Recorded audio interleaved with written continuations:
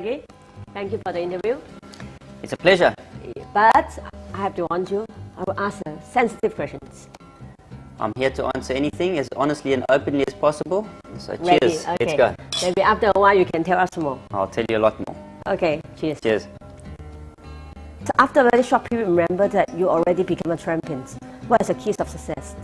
When I first came here, my determination and the work ethic that I had and the connections that I made with a lot of different trainers and the support that I had. You know, when you're working horses and you give information or feedback and you can work together with someone, it makes a big difference, and it makes a difference to winning results. And I was always adamant that I wanted to ride as much work as possible so I could choose which horses were better, and fortunately that worked for me. Some saying that your PR skills is better than your riding skill, even in the old days. Is this a fair comment? I don't think so. I think to be champion jockey for 13 consecutive years, I think my PR skills had to be good, but you know, you need the support, but you still have to produce the goods, and you still have to produce the winners and the results, which I did. And the results speak for themselves. Tony, because I did talk to the press and said, hey, I teach a very secret skill to Douglas Whyte. Tony passed on a few very good and clear comments to me, and I'll probably share them when I retire. Oh, really? This is about the riding skill? It's about, you know, individual things and more so to do with horses and riding, but he's been a great teacher. Really? How about John? John and I were very close. I would have considered him as one of my best friends. Yes, it's unfortunate. All good things, I believe, come to an end. It was very disappointing for me, but we had a great time together, and you know, we've both had to move on. So less chances of together riding a horse doesn't mean that the friendship is not as close as before? I would say that we were closer before, because I was always at the yard and we were talking and we were discussing horses and races and so forth. So I think our communication level has definitely, it's not as strong as before, but we have no personal issues at all. Any difference, okay, for this almost 2 decades of time in Hong Kong?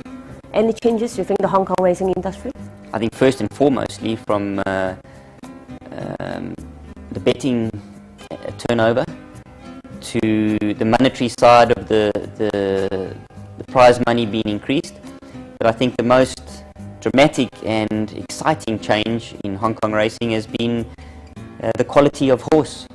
From the day that I first arrived, it would be difficult to travel with a horse from here to be very competitive. I mean, Ivan travelled with Indigenous and I finished second in the Japan Cup, but Indigenous was just a unique horse that would try his best on any day. But I think the standard of horse in general, from class 4 to class 1, has just gone up astronomically, and I think the horses would be able to compete and compete competitively anywhere in the world. So the standard of racing has just changed altogether. When I first met you, or even a few years ago, I feel that you're very unattainable, arrogant. But nowadays it seems to be more relaxed and happier, more friendly.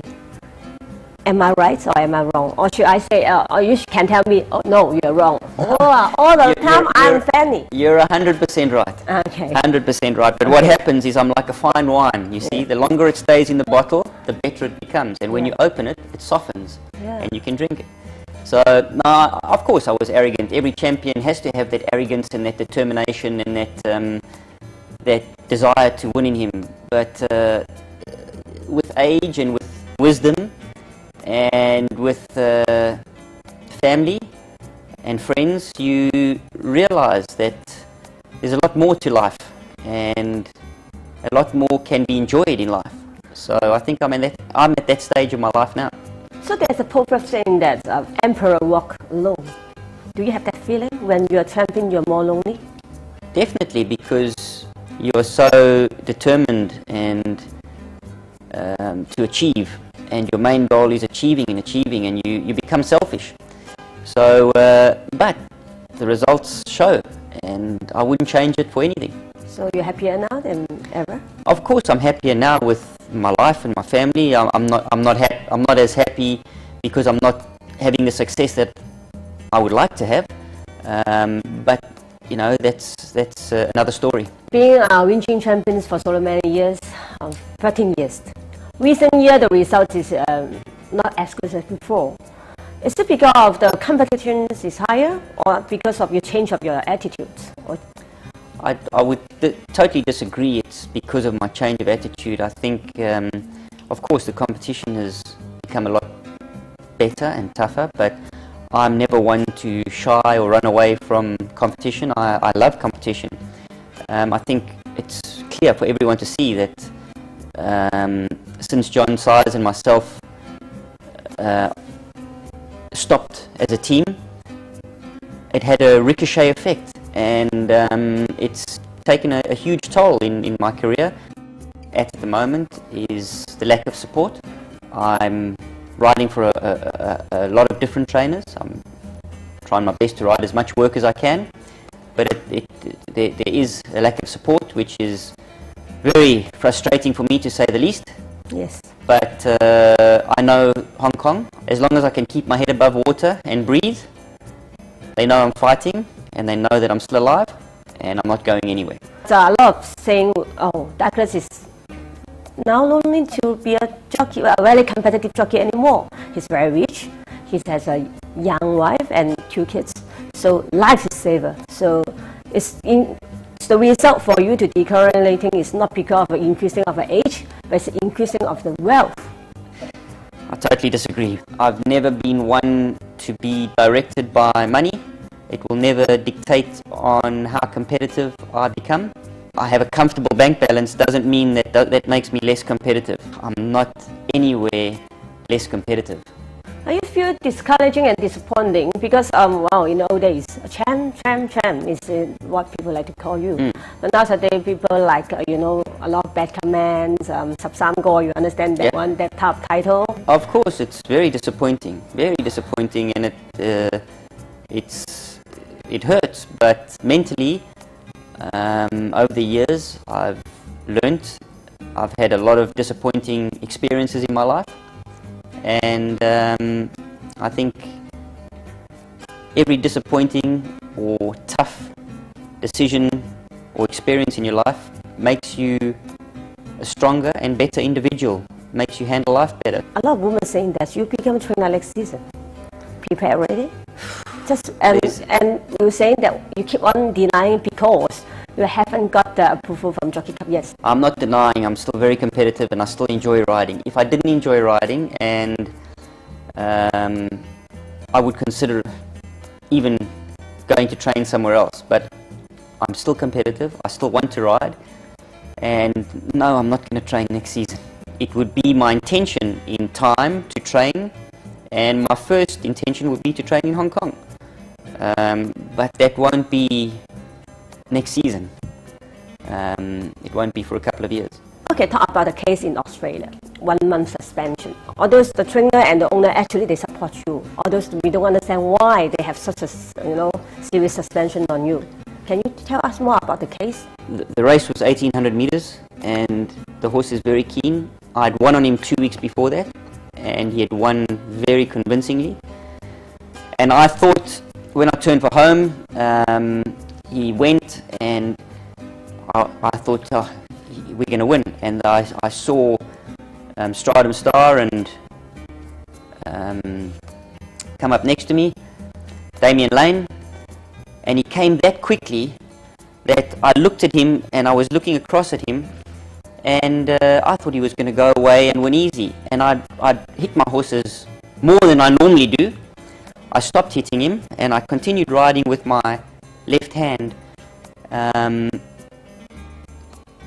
think the margin was probably what the stewards were after, and the fact that I'd stopped hitting him.